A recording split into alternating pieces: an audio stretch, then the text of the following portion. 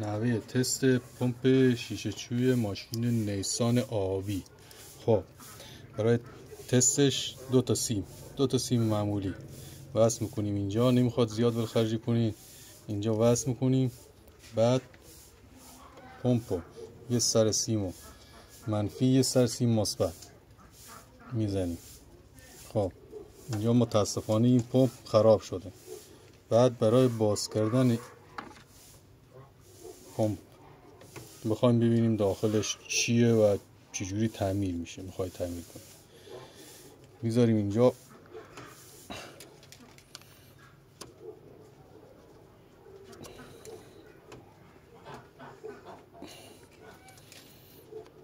این قسمت بازش میکنیم. خب باز میکنیم، میبینیم که داخل چی. این قسمت هم با پیجوشتی میتونیم بکشیم بیرون. خب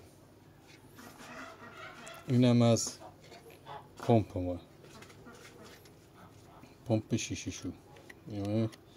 همونطور که میبینید این پمپ گیر پاچ کرده.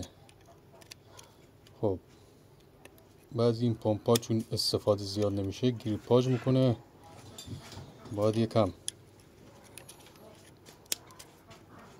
روغن یا اسپری بزنیم تا نرم بشه.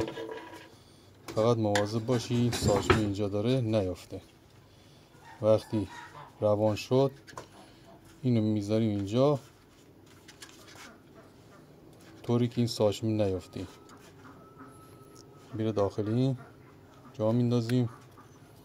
بعد دوباره مجدد تست میکنیم که یا سالم باشه یا اینکه خراب باشه. یکی دیگه باید بریم بخریم.